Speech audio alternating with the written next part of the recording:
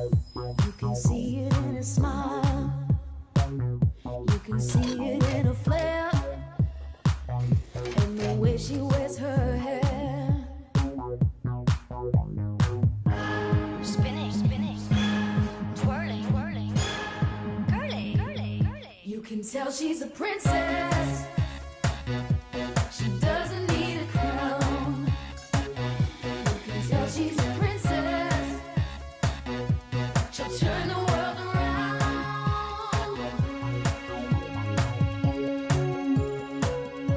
Her shoulders are back.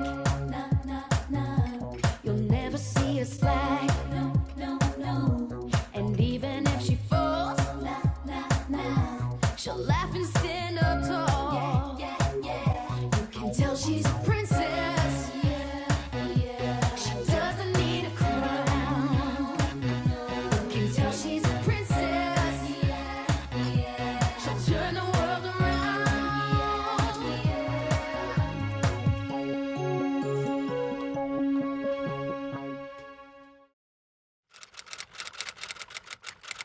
We were very, very disappointed initially at Toy Show.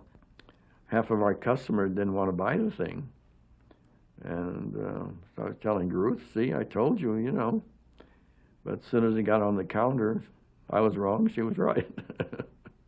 Ruth Handler, the dreamer behind the doll that inspired children everywhere. Handler, though, did not have as of a glamorous life as Barbie did. Handler was the daughter of a Polish immigrant that traveled to America in 1907.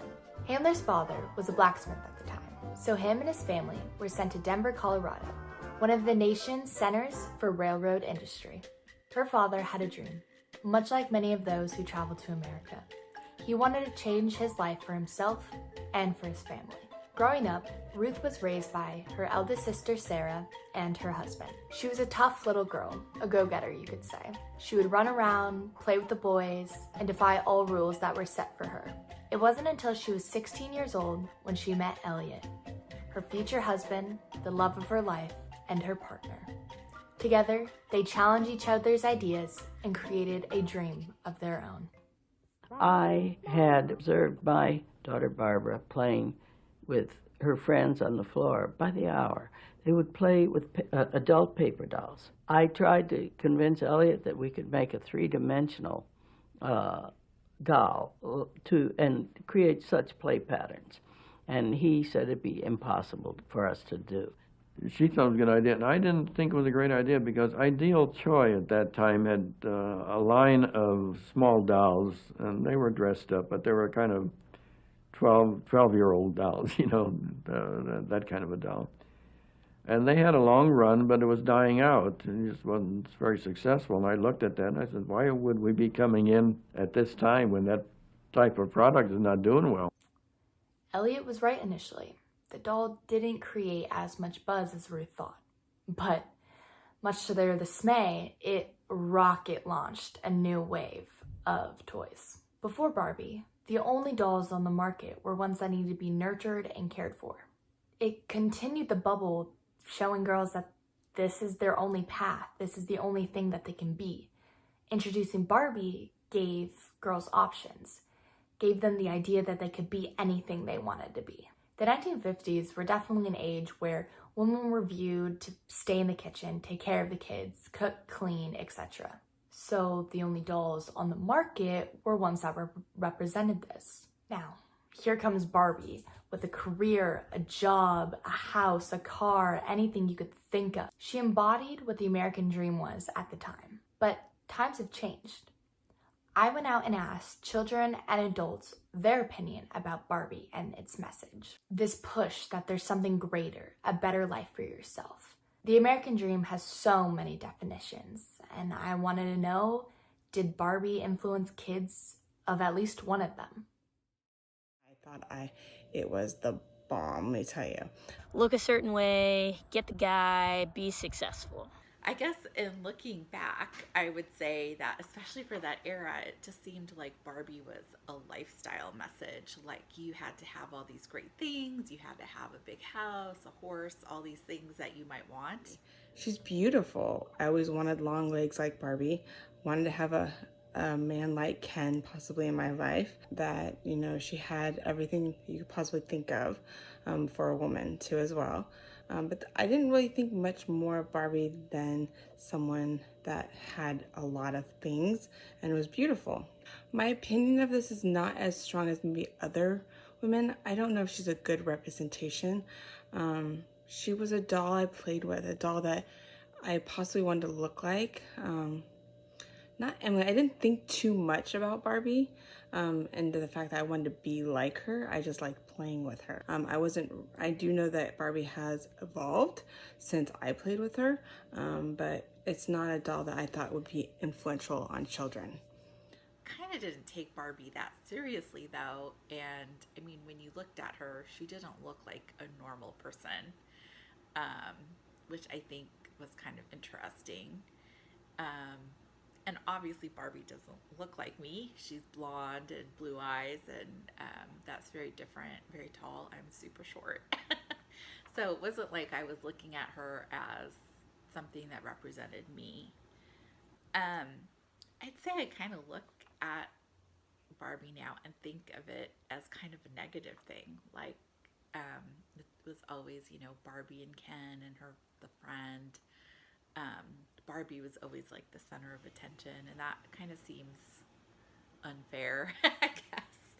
Now, I don't have a lot of experience with the Barbie movies. I've had a friend tell me that she watched those with her children and that they had really positive messages about Barbie rescuing herself and others and that kind of thing. So I would say that I'm a big believer in the American dream. That's why my parents moved to a new country and started a new life, which was really difficult.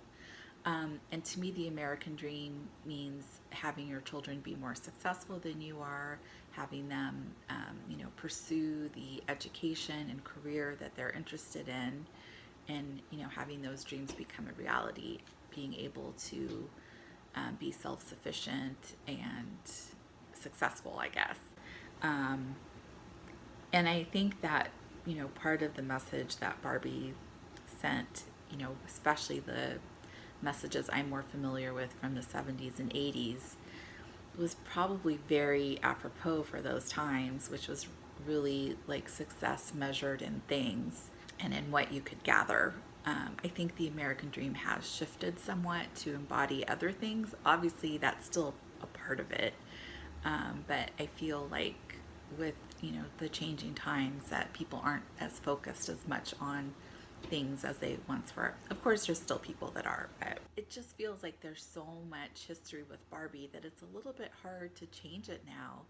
And if anything, it would tell you like that is not something to live up to. No one could have a body like that. Not everyone's blonde. I don't know. My interpretation of the American dream is love, friendship, responsibility, and feeling like you have ownership in something. But since you have to buy each Barbie and her friends and her accessories and her boyfriend separately, I don't think that she fully embodies my view. Personally, I think parents teach, not Barbies. If they use Barbie as a tool, good for them. But I think this could also backfire if the young girl doesn't end up feeling Barbie-like or doesn't feel like she has the same accomplishments that Barbie had right out of the box. She never seemed like she really had to work for it. She just got the doctor outfit, got the astronaut outfit, and voila, there she was. She had her degree, she was licensed and ready to go. I think she's the exception, not the norm, to women in America. But maybe if we knew more about Barbie's own upbringing, it would help a young girl to understand growing up instead of just magically being a skinny, blonde, D-cup doctor with an attractive boyfriend named Ken, or maybe on Tuesdays being an astronaut or Wednesdays being a teacher. Through my research, I found this gap between the looks and the message of Barbie. With the interviews that I've conducted and the research that I've collected, I have found that a lot of the opinions about Barbie, the positives, the negatives, all revolve around her looks. Yes, when you get the doll solely, you have a lot of room for imagination, creativity, defining the goals and aspirations of the doll. But it doesn't leave a lot of room for creating that relationship, that connection, that relativity, that feeling of, yeah, that doll is me. Barbie doesn't look like the average woman in America, and that had a lot of effect on how people viewed her. Through my research, I found that the recent evolution of Barbie has a lot more positive take on what the American dream should be and the average American woman. The dolls alone leave a message up to the creator or the player. The movies already have a preset message, backstory, and a fight that I find that most people were looking for in the dolls. All of the Barbie movies lead with a message of curiosity, adventure, friendship, love, and independence. We have your typical Barbie story: a princess, a fashion designer, an aspiring actress, a working woman trying to find her way back home, saving her kingdom, saving her friends, and most importantly, saving herself. Throughout this journey, I found that Barbie does have a great message to teach to young children everywhere. And she does uphold the ideals of the American dream. The dream and the message of Barbie was missed in the dolls because so many people were focused on the looks, and that's on society. We can't escape that. But through the movies, this barrier was attempted to be broken. The American dream is embedded in Barbie. Ruth Handler said that she gave kids an option. She gave girls the idea that they could be anything they wanted to be. They could be a doctor, they could be a dancer, they could be an actress, anything. She gave girls a choice. And for a little bit of fun, she gave girls a way to create their own fairy tale.